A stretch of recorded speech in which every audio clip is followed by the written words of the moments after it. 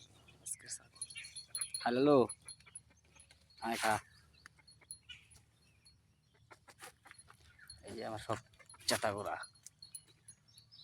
খা তোকে যে রাখ কত খা তত করে সেল দিয়ে দেবো হ্যালো এই যে আমার কালু